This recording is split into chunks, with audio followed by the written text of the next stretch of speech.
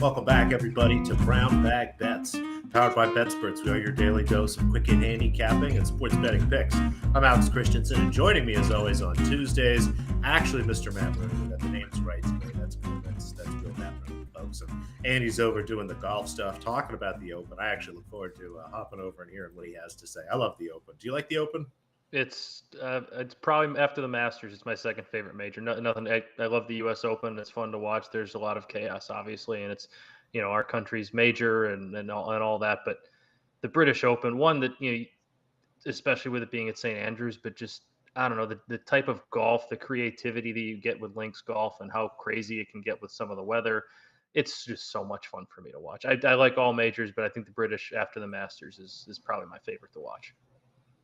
Yeah, the timing's great too. You get up, there's like really important golf right away. It's nice for me. It's probably tough for West Coast people, but everything else is easy for you. So suck it. It's nice to an extent, but like I like it during the week. But there's something about on Sunday when the British Open is over at like 1 o'clock or 2 o'clock, whenever it is, and it's like I'm so used to taking major golf into the evening, like 6 o'clock, 5 o'clock, and kind of having that be my nighttime or evening viewership on the weekend. That on Sunday when that happens, it's like and it's over at like 2. It's like, oh, well, what am I supposed to watch the rest of the afternoon now?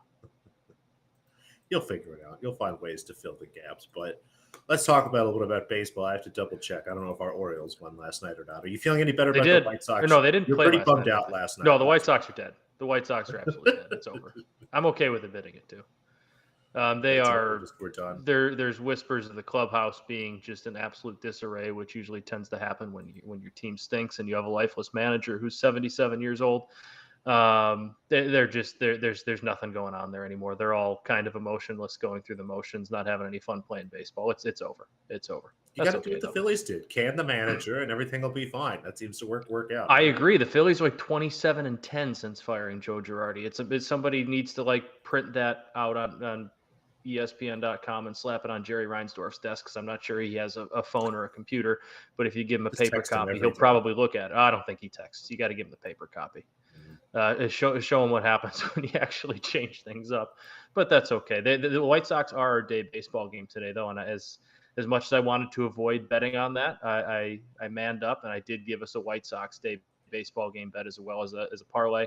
I'll start with the day baseball picks. We're going to go with the Cleveland Guardians over 4.5 runs at plus 104. 6 games against the Sox this year. They've gone over 4.5 4 of the 6 times. Davis Martin is the minor league call-up that is throwing for the Sox this year. He's pitched a couple times in these spots. He hasn't been all that great. And Cleveland has just been a house of horrors for the White Sox. They never really seem to play all that well there. Shane Bieber's throwing for Cleveland, so they're going to be they obviously have the pitching advantage there over the minor league call-up.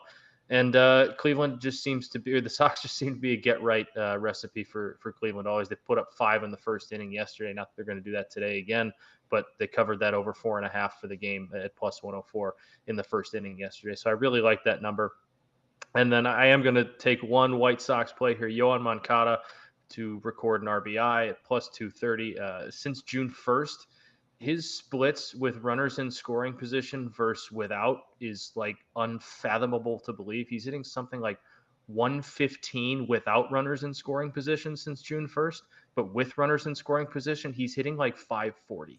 I don't really know what's going on there. If all of a sudden the focus sharpens for him when people are on, or that's what's been happening the last month or so. But he's been absolutely on fire. At a 3-run homer last night, and if he's hitting it over a 500 clip, if he gets that chance today at plus 230, really like those odds for him to drive in a run, because that's just what he's been doing the last month or so. Even though overall he hasn't been that great, he's been good in those clutch situations.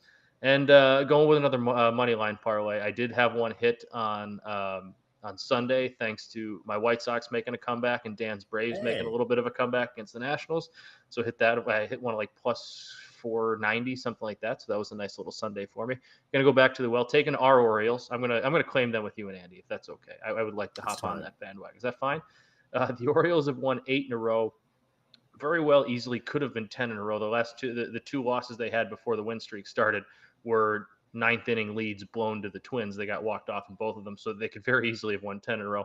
Playing as good a baseball as anybody. They're coming to Chicago to play the Cubs at Wrigley.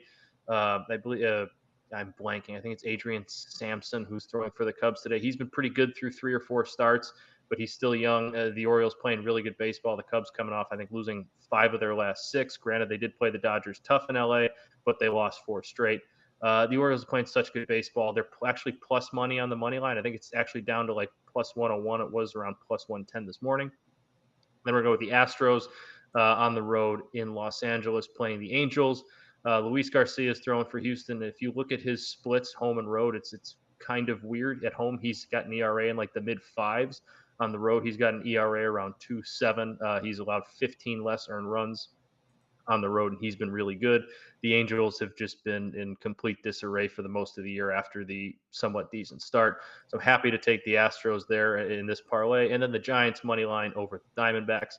Dallas Keuchel is throwing for Arizona. He's almost an automatic fade at this point. He's just kind of an innings eater for them at this point. And Logan Webb throwing for the Giants at home after Carlos Rodon. He's their ace.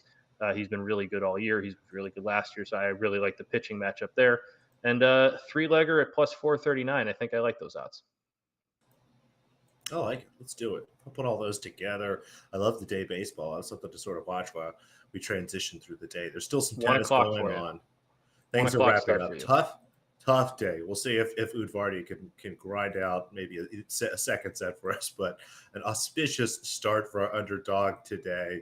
We'll have some more tennis tomorrow. Just the one pick for now. Unfortunately, with the timing and everything, I think I had maybe 6 lines to actually look at, but one underdog I like tomorrow. Obviously not as big as Udvardy was, over 2-1, but Bernarda Pera here, plus 125. Actually is a short favorite over Alexandra Sasnovich.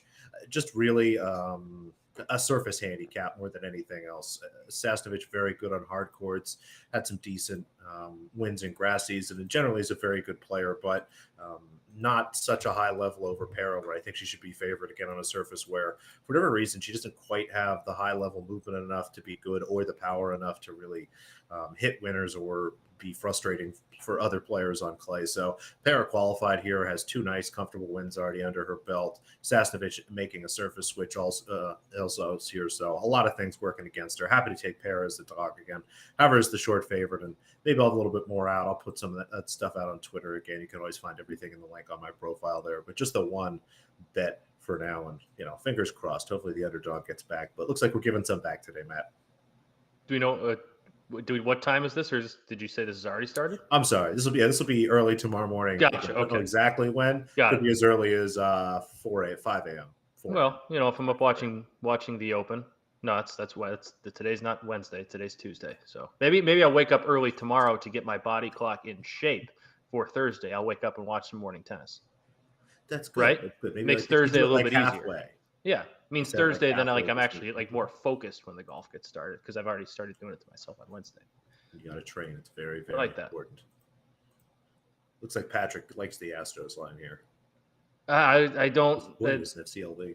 The Astros are just really good, and the Angels just aren't. I didn't really understand the money line myself either. I'll probably actually take that one separately too.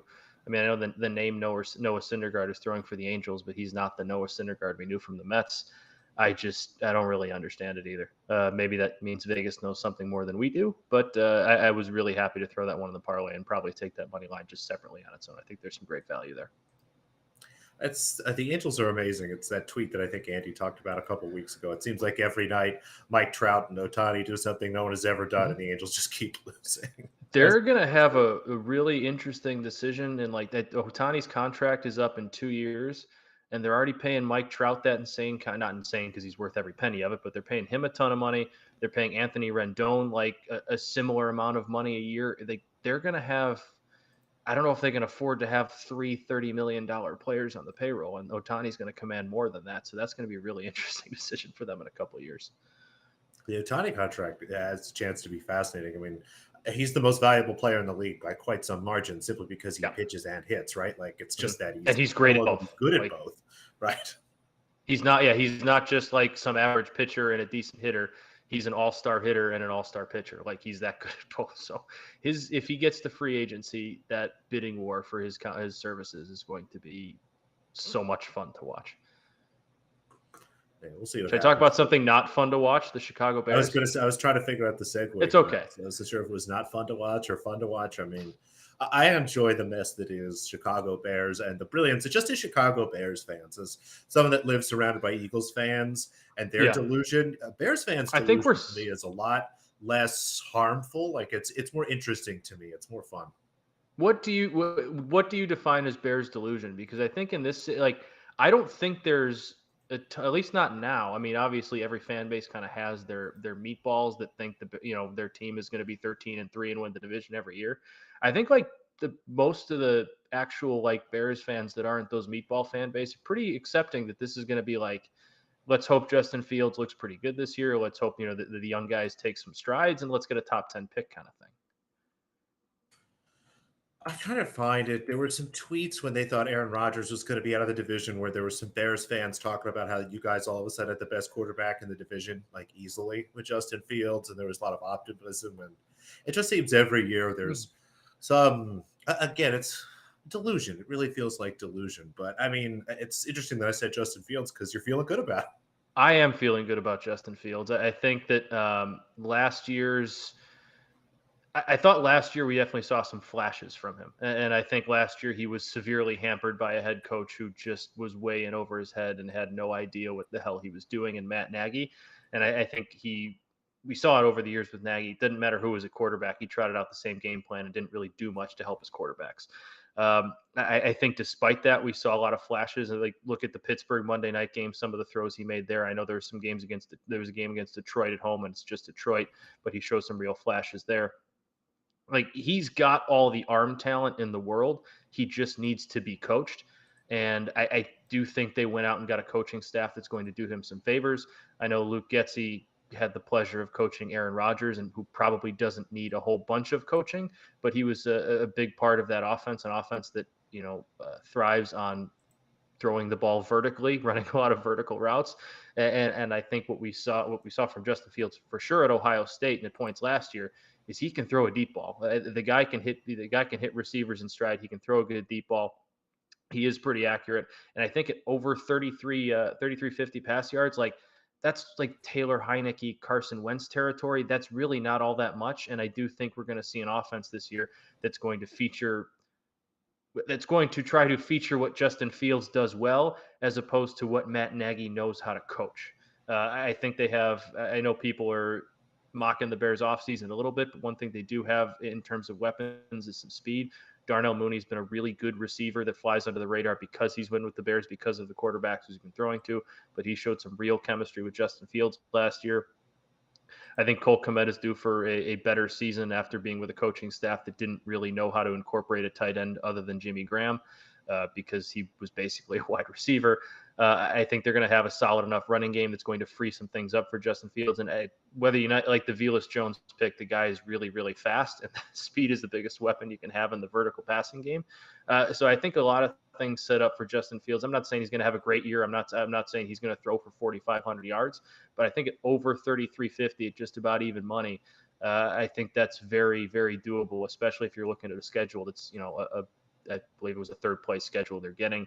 So I like that over 3,350 for Justin Fields. I think he's going to have a really nice year. I think he actually has a coaching staff that knows how to develop him, as opposed to one last year that kind of just knew one way to coach and tried to fit a square peg into a round hole.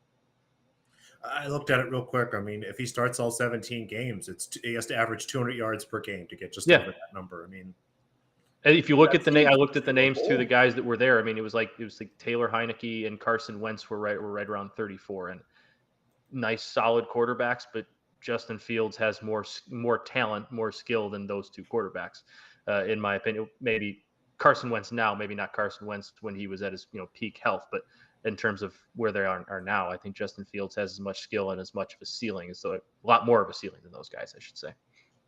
Yeah, makes a lot of sense. And if you want to hear more Bears talk, I hear they're talking about that on the deep dive. Are they bringing you on for that? Or I wanted to get a good Bears pick in there because I watched their deep dive preview last year and they were right, but like, it's going to be ugly for what they're going to say about my Bears tonight. So I wanted to get out in front of it and be positive about them a little bit early.